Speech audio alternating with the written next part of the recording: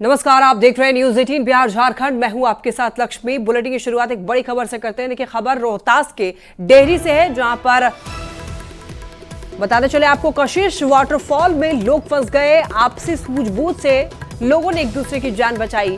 बताते चले आपको अमझोर इलाके की कैमूर पहाड़ी से निकलने वाले कशिश वाटरफॉल में अचानक पानी का बहाव तेज हो गया। तेज धार में बहुत लोग फंस गए, लेकिन आपसी सूझबूझ से एक दूसरे का हाथ पकड़कर किसी तरीके से पानी की धार से निकल पाए। आपको बता दें कि कशिश वाटरफॉल सुदूरवर्ती इलाके में है और मानसून में यहाँ पर खूबसूरत झरना निकलता है, लेकिन कैमूर पहाड़ी पर अधिक बारिश होने से कभी कभी इस वाटरफॉल का रूप जो है रौद्र हो जाता है। देखिए, तस्वीरों में आप देख सकते हैं कि किस तरीके से पानी की तेज धार में लोग निकलने की कोशिश कर रहे हैं और बताया जाता है कि देखिए 35 से भी ज्यादा लोग वाटरफॉल के दूसरी ओर फंस गए, लेकिन एक दूसरे का हाथ पकड़ करके सभी लोग बाहर निकल पाए। एक्सक्लूसिव तस्वीरें न्यूज 18 बिहार झारखंड आपको दिखा रहा है। ये कशिश वाटरफॉल की तस्वीर है, जहां पर लोगों ने सूझबूझ दिखाई और एक दूसरे का हाथ पकड़कर देखिए किस तरीके से जान बचाते हुए निकले हैं।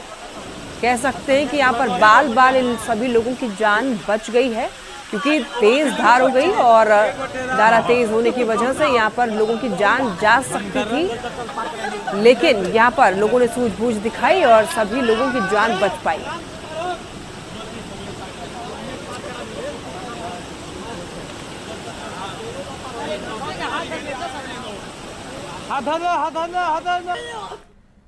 खबर वैशाली से है, जहां पर तिरहुत स्नातक निर्वाचन क्षेत्र से जेडीयू के भावी उम्मीदवार अभिषेक झा के समर्थन में सीतामढ़ी के जेडीयू सांसद देवेश चंद्र ठाकुर पहुंचे थे। उन्होंने गठबंधन को लेकर के एक बड़ा बयान दिया। उन्होंने कहा कि चुनाव में उन्हें जीत बीजेपी या जेडीयू की वजह से नहीं, बल्कि अपने 20 साल के किए गए काम और व्यक्तिगत रिश्ते की वजह से मिली है।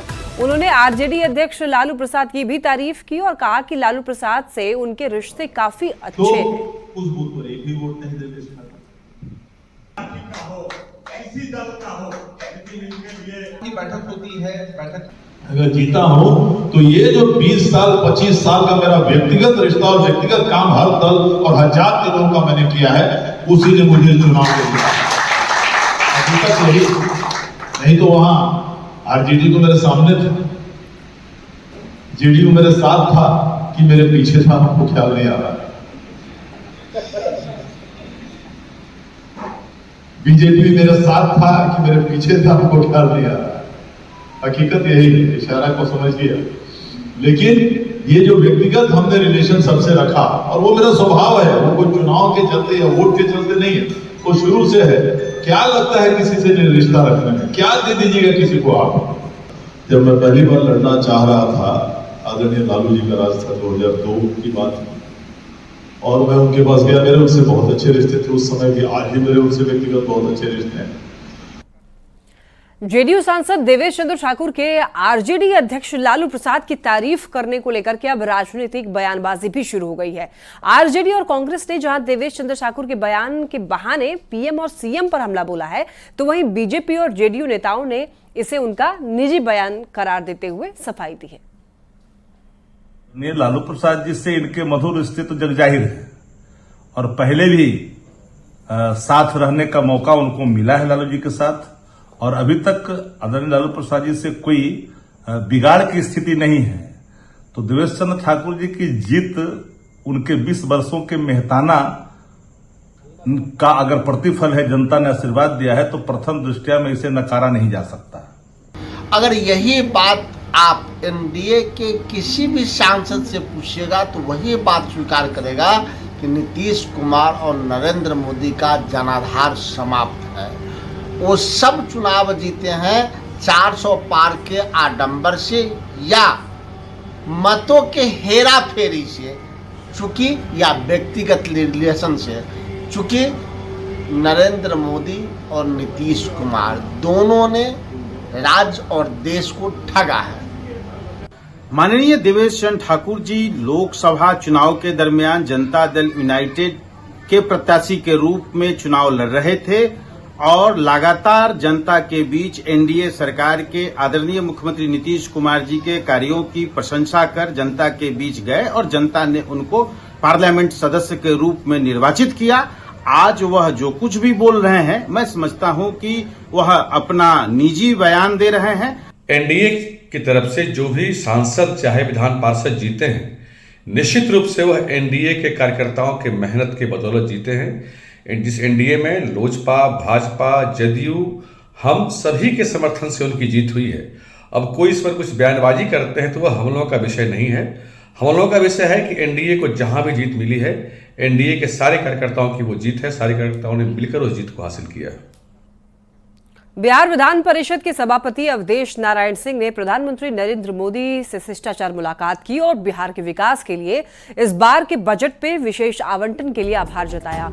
चौथी बार बिहार विधान परिषद के सभापति मनोनीत होने के बाद अवधेश नारायण सिंह की ये प्रधानमंत्री से पहली मुलाकात थी। उनके साथ भारतीय जनता युवा मोर्चा के उत्तर प्रदेश के सह प्रभारी श्री आनंद रमण भी मौजूद थे। पीएम मोदी ने अवधेश नारायण सिंह को भविष्य की शुभकामनाएं दी। जेडीयू के राज्यसभा सांसद संजय झा ने गोरखपुर से सिलीगुड़ी तक प्रस्तावित हाई स्पीड कॉरिडोर से जुड़ा हुआ सवाल पूछा, जिस पर केंद्रीय सड़क परिवहन और राजमार्ग राज्य मंत्री ने डीपीआर बनाए जाने की जानकारी दी। उम्मीद जताई जा रही है कि एक्सप्रेसवे उत्तर बिहार के लिए लाइफ लाइन साबित होगी। इससे व्यापार का नया मार्ग खुलेगा और रोजगार के भी अवसर पैदा होंगे। किशनगंज होते हुए सिलीगुड़ी तक जाती है। 31 मई को इम्पोर्टेंट एक्सप्रेसवे है जो गोरखपुर से सीतामढ़ी, मधुबनी, किशनगंज होते हुए सिलीगुड़ी तक जाती है। 31 मई को विभाग के द्वारा पत्र दिया गया कि ये हाई स्पीड कॉरिडोर है ये। तो मैं ये जानना चाहता हूँ कि इसका डीपीआर कब तक बनेगा, इसका निर्माण कब तक होगा, और उस लेटर में ये भी था कि इसके लिए नोडल ऑफिसर बनाया जाएगा डिपार्टमेंट की तरफ से इस काम को लेकर के। तो अगर इस पर माननीय मंत्री जी कुछ हाईलाइट कर सकें तो। Honourable minister. आदरणीय सभापति महोदय, इसकी विस्तृत जानकारी मैं आदरणीय सदस्य महोदय को दूंगा। वैसे इसकी जो डीपीआर है वो अभी प्रारंभ हुई है। डीपीआर पहला स्टेज होता है अलाइनमेंट और उसके बाद लैंड एक्विजिशंस, तो इस स्टेज के आगे जाने पर जानकारी दी जाएगी। खगड़िया के एलजेपी-आरवी के सांसद राजेश वर्मा ने लोकसभा में खगड़िया और कुशेश्वर स्थान रेल परियोजना को लेकर के अपनी मांग रखी। उन्होंने कहा है कि ये परियोजना 1998 में शुरू हुई थी और इसका कार्य आज भी अधूरा पड़ा हुआ है। इस परियोजना के पूरा होने से लाखों लोगों को लाभ मिलेगा, जिसमें मक्का किसान भी शामिल है। मेरा सरकार से निवेदन है कि योजना के लिए निर्धारित राशि दी जाए और इससे समय सीमा के अंदर ही पूरा किया जाए। 26 वर्षों के अधिक समय लगने के बाद भी इसका काम अब तक पूरा नहीं हो पाया है। अध्यक्ष महोदय, खगड़िया कुशेश्वर रेल परियोजना पूरी होने पर लाखों लोगों को फायदा होगा, जिसमें खगड़िया के अलौली प्रखंड और दरभंगा के कई प्रखंडों के मक्का किसान भी शामिल है। इस परियोजना के लाभ को देखते हुए मेरा सरकार से ही निवेदन है कि इस योजना के लिए निर्धारित राशि का आवंटित किया जाए और एक समय सीमा के अंतर्गत इसके कार्य को भी पूरा कराया जाए। सुपर 30 के संस्थापक आनंद कुमार को दक्षिण कोरिया पर्यटन का मानद राजदूत नामित किया गया है। आनंद कुमार कोरिया पर्यटन संगठन के सियोल कार्यालय में आधिकारिक समारोह के लिए जाएंगे। बता दें आपको, केटीयू के भारत और सार्क देशों के क्षेत्रीय निदेशक म्योंग किल युन ने कहा है कि आनंद कुमार सुपर 30 की वजह से दक्षिण कोरिया में काफी लोकप्रिय रहे हैं। उनके जीवन पर कोरियाई भाषा में प्रकाशित पुस्तक बेस्ट सेलर रही है। बॉलीवुड स्टार ऋतिक रोशन अभिनीत फिल्म सुपर 30 आनंद कुमार के जीवन पर बनाई गई थी। उन्होंने कहा है कि शिक्षा के क्षेत्र में आनंद कुमार की पहल प्रतिभाशाली छात्रों को दक्षिण कोरिया की ओर से प्रदान किए जाने वाले अवसरों के लिए प्रोत्साहित करेगी। कि कोरियन गवर्नमेंट ने केटीओ के माध्यम से, टूरिज्म विभाग के माध्यम से मुझे मौका दिया है ब्रांड एम्बेसडर बनने का। पटना जैसे छोटे शहर के एक छोटे से मोहल्ले में के एक छोटे से शिक्षक को इतना बड़ा अपॉर्चुनिटी दिया, इसलिए मैं कोरियन गवर्नमेंट को धन्यवाद देना चाहता हूँ।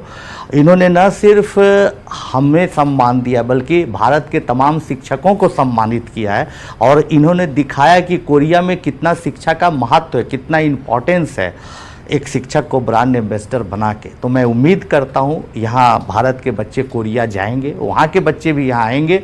इस प्रोग्राम सदन में संग्राम, देखिए विधायकों को बाहर निकाला जा रहा है। रांची से ये बड़ी खबर, विधायकों को जबरदस्ती सदन से बाहर निकाला जा रहा है। बताते चलें आपको, भानु प्रताप शाही, नवीन जायसवाल बाहर निकले हैं और अमित मंडल को भी बाहर निकाला गया है। तो देखिए विधायकों को सदन से बाहर निकाला जा रहा है। ये देखिए संग्राम जो है जारी है। यहाँ पर आप देख सकते हैं कि किस तरीके से नारेबाजी की जा रही है, जबरदस्त हंगामा।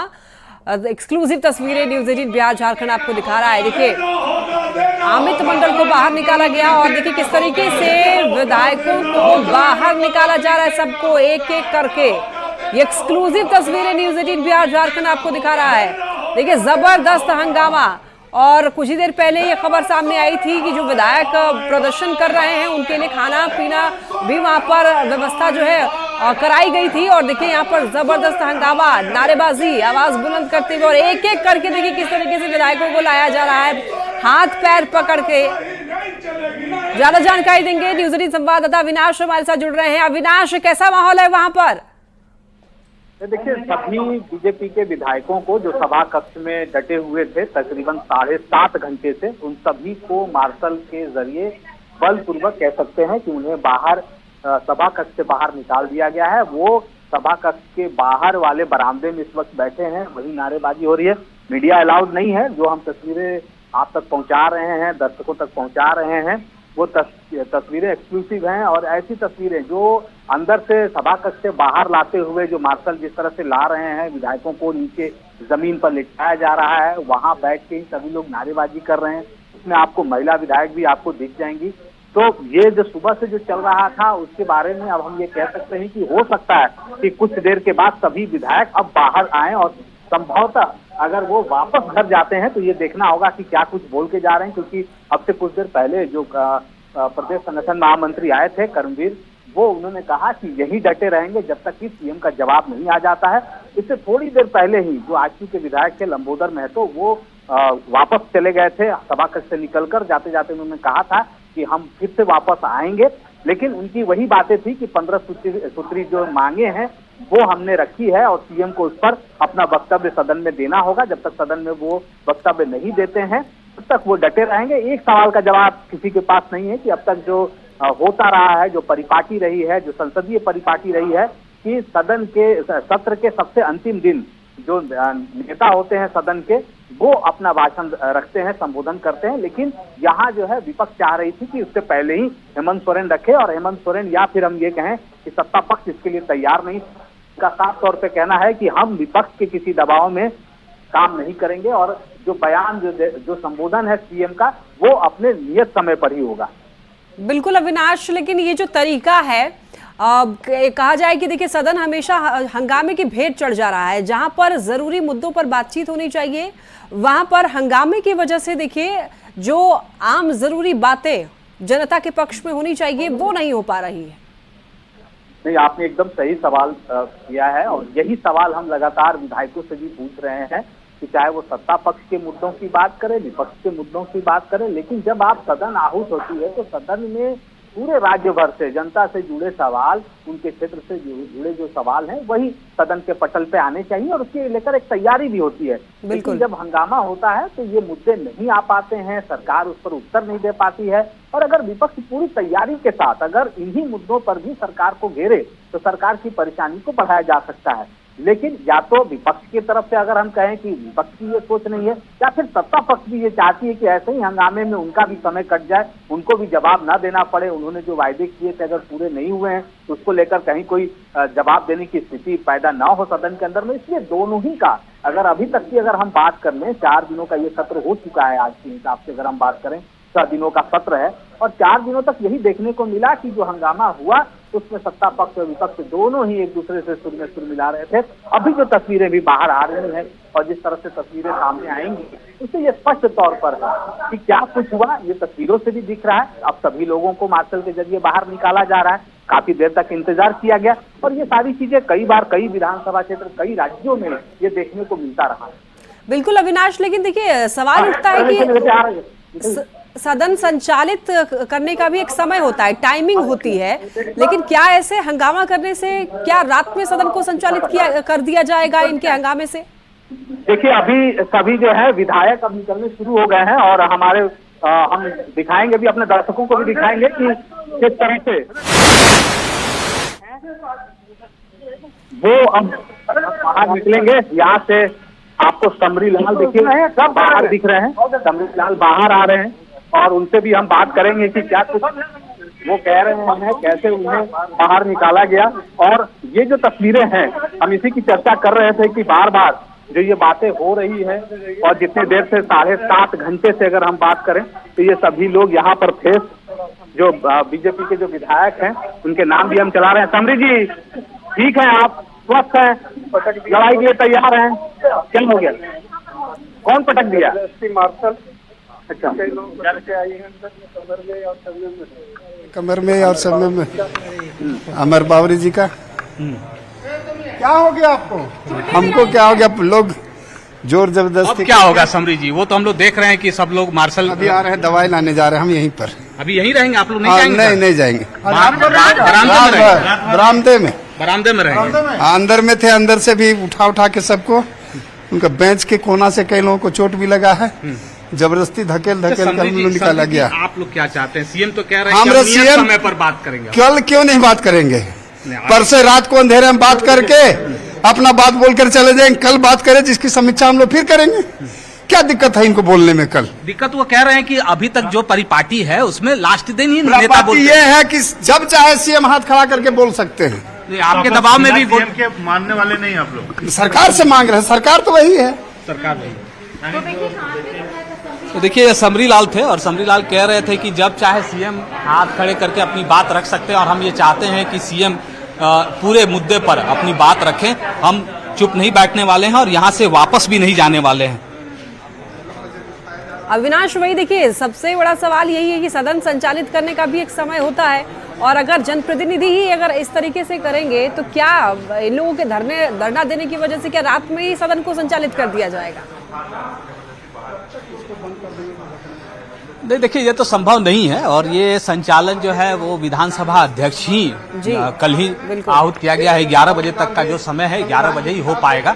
तो ये देखना होगा कि जो बातें हो रही हैं और जिस तरह से लगातार दबाव बनाए जा रहे हैं कि सीएम पहले बोलें, जब तक वो बोलेंगे नहीं सदन को चलने नहीं दिया जाएगा। और दूसरी तरफ जो सत्ता पक्ष है वो ये कह रही है कि जो अब तक परिपाटी रही है और यही होता रहा है, किसी भी राज्य की बात कर लें या लोकसभा की भी बात कर लें, तो जो सदन के नेता हैं जब सत्र आहूत होता है और अंतिम दिन जो सदन के नेता हैं वो अंतिम उनका वक्तव्य होता है, उनके वक्तव्य के बाद सदन स्थगित कर दिया जाता है। तो यही होगा इस बार भी, लेकिन बीजेपी के लोग ये इसके लिए तैयार नहीं हैं। और जिस तरह से जो तस्वीरें सामने आई, सुबह से वो धरने पर 2:30 बजे दोपहर के बाद से वो धरने पर बैठे थे। सुबह से जो सत्र आहूत हुए थे उस सत्र में भी लगातार ये हंगामा चल रहा था। हालांकि सुबह में बिल्कुल अविनाश, फिर लौटूंगे आपके पास, नजर बना के रखिए। फिलहाल देखिए एक बड़ी खबर सामने आ रही है, वो दर्शकों को बता देते हैं। एक जो बड़ी खबर आ रही है पूर्णिया से, देखिए अवधेश यादव को गोली मारी गई। अवधेश यादव की गोली मारकर हत्या कर दी गई है, बड़ी खबर सामने आ रही है। देखिए कस्बा पंचायत के पूर्व अध्यक्ष थे और उनकी गोली मारकर हत्या कर दी गई है। 2 अपराधियों ने सिर में गोली मारी है। पूर्णिया से एक खबर है, ये बड़ी खबर। देखिए अस्पताल में इलाज के दौरान मौत हो गई, ये बड़ी खबर पूर्णिया से।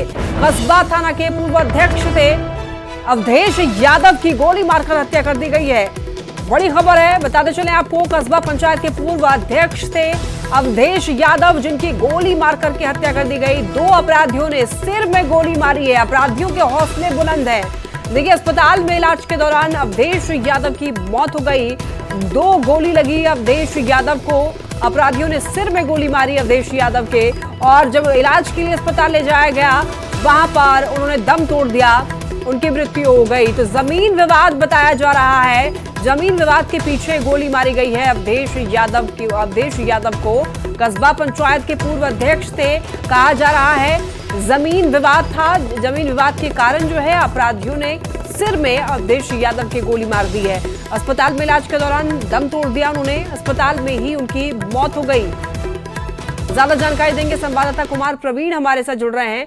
प्रवीण, अवधेश यादव की गोली मारकर हत्या कर दी गई है, इसके पीछे क्या वजह है, पूरी जानकारी दीजिए। जी बिल्कुल, अभी से कुछ देर पहले ही उनके घर के पास ही गोली मारी गई है और जो सीसीटीवी फुटेज भी आया है उसमें भी देखा जा रहा है कि एक युवक पीछे से आता है और अवधेश यादव जो पूर्व चेयरमैन हैं कस्बा नगर पंचायत के, उनको पीछे से गोली मारता है और उनके सिर में आर पार गोली निकल जाती है। उन्हें आनन फानन में उन्हें बगल के मैक्स 7 अस्पताल में भर्ती कराया जाता है, जहां उनकी मौत हो गई है और उनकी मौत के कारण काफी आक्रोश है लोगों में। प्रथम दृष्टया, हालांकि अभी क्लियर नहीं हुआ है, लेकिन प्रथम दृष्टया जो बताया जा रहा है कि कहीं ना कहीं जमीन विवाद को लेकर कुछ विवाद चल रहा था किसी से और उसी वजह से ये हत्या हुई है। हालांकि पुलिस अभी पहुंची हुई है, पुलिस अनुसंधान कर रही है, अभी तक कुछ क्लियर नहीं हो पाया है, लेकिन अभी से कुछ देर पहले की ही ये घटना है। और जो नगर पंचायत कस्बा के पूर्व अध्यक्ष थे अवधेश यादव, उनकी गोली मारकर हत्या कर दी गई है। ठीक है प्रवीण, नजर बना के रखिए। फिलहाल आपका बहुत शुक्रिया तमाम जानकारियों के लिए। और इसी के साथ बुलेटिन में इतना ही। तमाम खबरों के लिए आप देखते रहिए न्यूज़ 18।